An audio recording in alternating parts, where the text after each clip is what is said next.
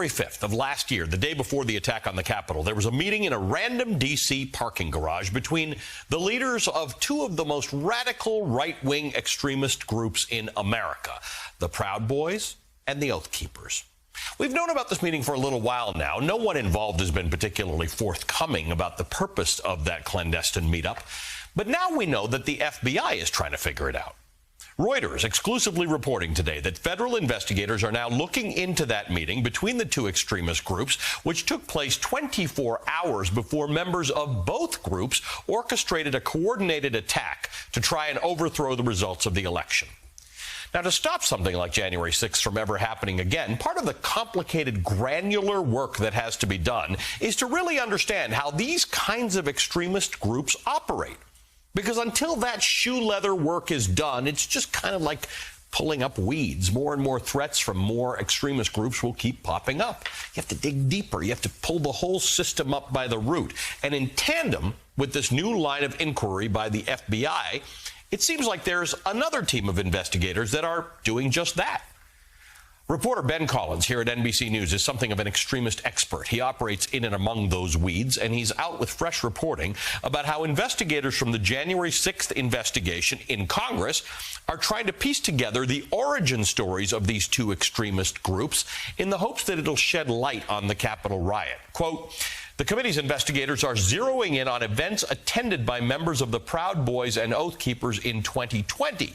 Those events include COVID lockdown protests, counter-protests to some racial justice demonstrations, armed protest activity focused on state capitals across the U.S., and Stop the Steal rallies that occurred prior to January 6, 2021.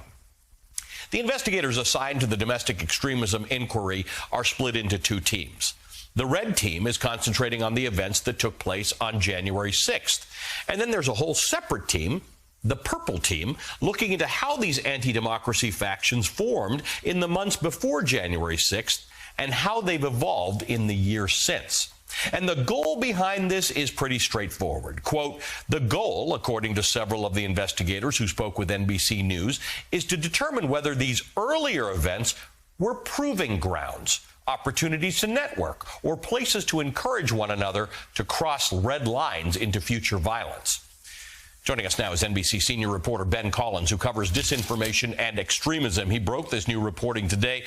My friend, it's good to see you. Thank you for being with us. Ben, what kind of things are they looking for that will demonstrate what you report in your reporting, that they're looking to see what they were doing at these other things and what connection they had to January 6th?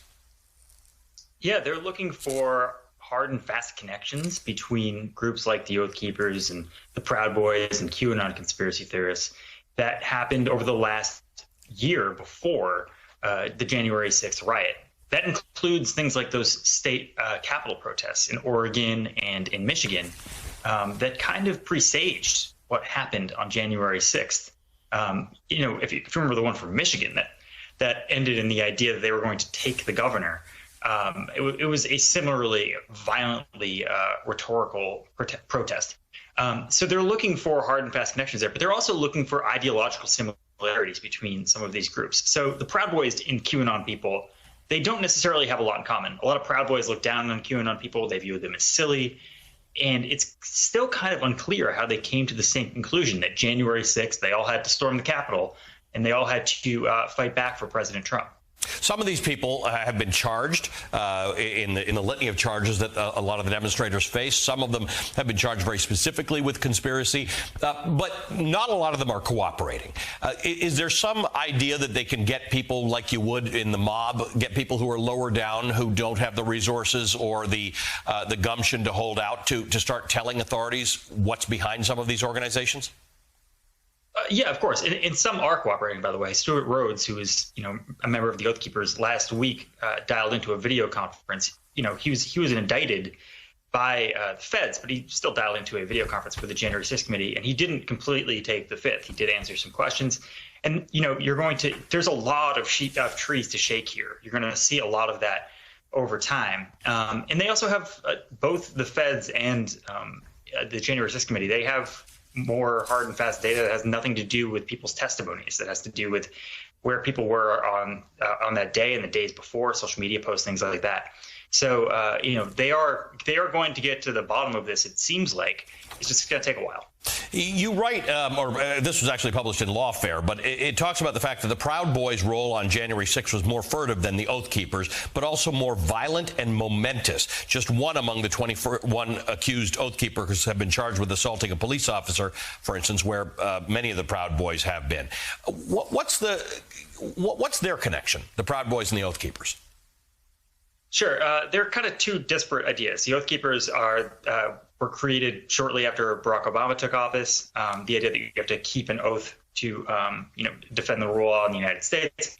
That's one thing. The Proud Boys were created during the Trump era. The Proud Boys are like a militant street gang, basically, that was created to fight back against what they believe to be leftist violence in the streets. And that's why they were constantly in these racial justice protests trying to stir up more agitation. The Proud Boys are an inherently more violent group. It takes getting into a physical fight to be initiated as a high-level Proud Boy. Whereas the Oath Keepers were planning a much larger thing. They are largely filled with people who are ex-military, ex-police, and they had a plan. These people were wearing earpieces and talking to each other in the day, and they had this idea for QRF squads, which are basically bringing ammo in, bringing weapons in later in the day that they had stored at their hotel room. So one was, the Proud Boys are basically just like a street gang waiting to fight on command. And the Oath Keepers were kind of a military. Those are the two big differences there. One of the things in your piece that was interesting is you talk about how the revelation of details from the House Committee's investigation comes as federal law enforcement agencies remain on alert for domestic terrorism. The Department of Homeland Security issued an advisory Monday saying that the U.S. remains in a heightened threat environment fueled by several factors, including an online environment filled with false or misleading narratives and conspiracy theories and other forms of dis, and malinformation, or MDM, introduced and or amplified by foreign and domestic threat actors. So there's a bigger piece to this, which you've been studying for years, that is enveloping this current matter. Yeah, I talked to some people on the committee, some investigators in the committee about this, and they are similarly worried about this, and it might end up in whatever report they wind up producing that'll be like a Mueller report or a Warren Commission at the end of the day. But they are really worried about this anti-elite sentiment that is being pushed by these groups that used to be pretty separate. The Proud Boys, the Oath Keepers, the QAnon people, the anti-vax community, they're kind of coalescing. All of them seem to think there is a new world order out to get them. All of them seem to think that there is this, this hand above the United States government that is pushing people down. This is the parallels in history to this are very scary. This is the stuff that you get before very grim times in history. It's deeply anti-Semitic. It's deeply racist. That's how you get to this moment. But all of them are coalescing around this. You see this in Europe with the anti-vax protests over there that are a little bit more violent than the ones that have been here. You see that in Canada with the trucker convoy right now. This is a global movement of, I think they want it to be called populism. But it's a global movement of anti-elitism, anti-authoritarianism, anti-authority in general, pro-authoritarianism.